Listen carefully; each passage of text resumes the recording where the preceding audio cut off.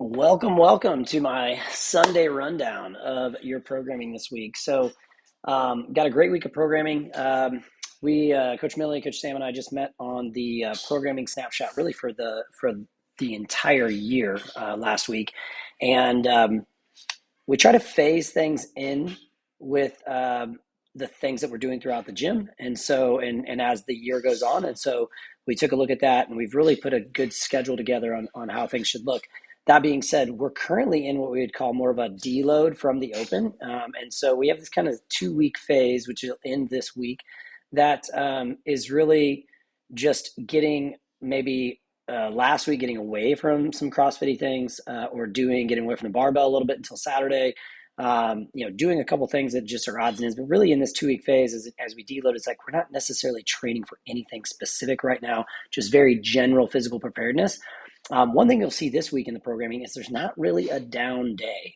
This is just kind of a hard week of training.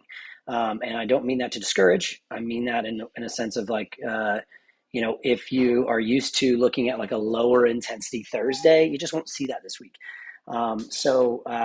Those of you that are showing up 3 and 4 days a week, you're going to be fine just the same. Those of you showing 6 days, it's going to be a challenging week for you. Make sure hydration, sleep, nutrition is in check. After this week, we will start what we would call like another phase of our training that will last until about May 1. And we're going to be working on focusing on some base level of strength, and kind of breaking things down to build things up as we go throughout the year. If you use the CrossFit Open as kind of like this 3 week testing phase every year, then we can really like cycle things through and phase things into training. And then we think about like in May, at the end of May, we're going to have MERV. And so we would phase in some training that prepares our clients most effectively for MERV. So that'll kind of happen in the beginning of May for about 4 weeks prior to Memorial Day weekend. And then the summertime, kind of phase some things in the summertime. We've even structured some deload type weeks within an appropriate schedule that actually fits even people's holiday schedules. So Memorial Day week, Monday, a lot of people are out of the gym. We're closed. Maybe they're doing some traveling over the weekend. Maybe they're doing a little extra partying over the weekend. Well, but to then roll into a hard week of training when the body's not quite prepared for that could be difficult. So we've actually phased in even some deload weeks around holiday weeks throughout the year. And so we're really excited about what we got going out in the programming. But this week's programming, so to get to it right from the get-go, we're going to be on the barbell for some interval work on Monday. We're also going to work in that double kettlebell clean on some intervals. So we got a little bit of a alternate movement strength piece. And then that's an amazing primer to get us ready for some hang power cleans, push press, and a cow row on some interval work. So in every 90 seconds for 6 rounds. So we go at 90, or we go at 0, we go at a minute 30, we go at 3. So you get these little windows of rest in there, but it's basically however long the complex takes you, then that remainder of the time you get the rest in there.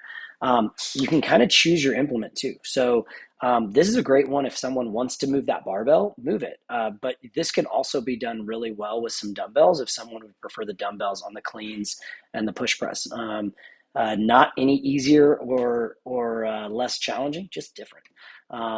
I can tell you this for me, with my shoulders and that, like sometimes especially if I'm up against the clock a little bit on a Monday, I have a busier work day on a Monday. The dumbbells are just more accessible to me faster than the barbell sometimes. So think about that. On Tuesday, we're going to go into a very high RPM, high speed conditioning piece. So 21-15-9 devil's presses and double unders. And anytime you see that 21-15-9 descending rep scheme, a large enough drop in the reps that really can increase the intensity as you go along in the workout. And then we're going to finish off with a little time under tension on the dead hangs. So that'll be a good one there. On Wednesday, we have a fun one. We're going to take 23.2. We're going to do a little reversal on it. We call this 2.32, 2.32. So we're going to do 15 in AMRAP. We're going to do 5 shuttle runs, 8 burpee pull-ups. But we're going to increase the shuttle runs each round over the burpee pull-ups. We've got some scales and modifications available to you there, but we're going to try to follow the programming expectations for the open on those movement standards there. And this is a really nice complement to Monday. So on Monday, a little bit of a lower, high power output, but lower intensity piece. And I should say lower. But then on Wednesday, then going to the high RPM side of things, are a little bit higher, higher volume on the upper body, a little bit lower volume on the lower body there.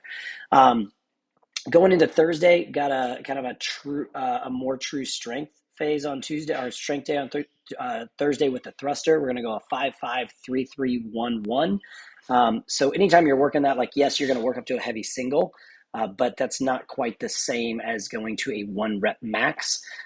So, think about that as you work with your coaches. You might have organically wind up with a heavier thruster weight, but, my expectation is on this workout, it may not be as intense as what you saw in the 23.2 workout. And then we're going to do a little bit of accessory work here. This is where we find on the accessory work here, this is sometimes the non-sexy stuff that keeps us healthy, that gets us stronger, more resilient. So, you should be challenged really well in the accessory work, but just be mindful, like, this is where the magic happens here. On Friday, we've got some sandbag work. We actually got some more sandbags. So we've got a couple of extra 100-pound sandbags. We've got a couple of 50-pound sandbags in the slam ball, or like the sandbag stones. We grabbed a few more of those guys. This is a really great one, but it is a get the work done quickly, rest quickly type workout. And then finishing out with some hollow rocks and some Zotman curls. So again, a little bit of an accessory piece there. The hollow rocks on core stability and midline stability. The Zotman curls as well for forearm, wrist, and hand, elbow. So those things are great there for again, that resiliency piece. On Saturday, doing an 18-minute AMRAP, working with your partner. This is what we call a kind of a not a true partner workout, so you don't really get rest. So while one partner is working on some deadlifts, push-ups, and double unders, partner 2 is completing a 400-meter row. So you are essentially working at the same time, and you're going to do that for 18 minutes. So again, I like the Saturday work just because with a partner, usually that intensity should drop down just a little bit. I also love AMRAPs on Saturday because we're going to work for 18 minutes. You get to choose how much work you do. So, but that's what we've got going on this week for you. The big thing here, like I said, is this is kind of like just a basic week of training, a tough week of training without a lot of like deload to it.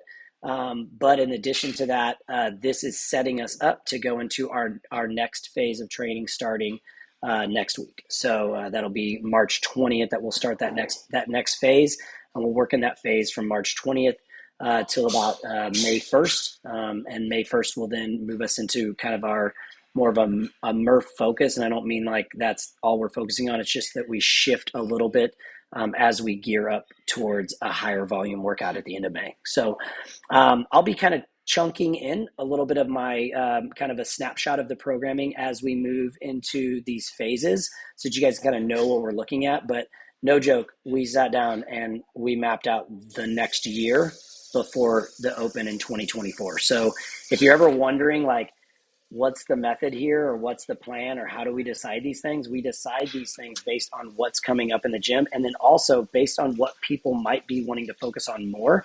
And, we know it's getting ready to come into summertime. So we do our summer shred in the spring, but also like, I got to be honest with you, I care more about how I look with my shirt off in the summertime than I do in the wintertime. So that's just the way it is. And most of us feel that way, right? We're going to be outside more. We're going to maybe be in swimsuits more.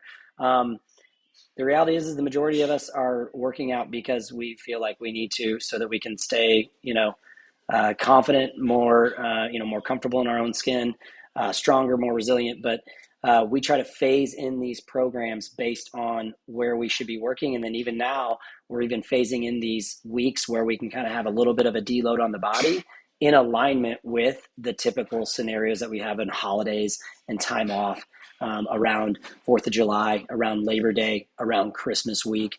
And we're kind of piecing those things into play. So Really excited about what we got coming out. If you guys have any questions on the programming, don't forget, you guys can always email me, Josh at CrossFit-metroeast.com. You can get a hold of us in the weekly email. And if there's a question that somebody has that someone else can't answer, you can always holler at me and I'm happy to answer those questions for you. So I hope you guys have a great rest of your weekend. We are going to the Blues game today. So we're going to have a Sunday fun day for the remainder of the day, but I want to get this video out to you guys. So have a great week. We'll see you in the gym.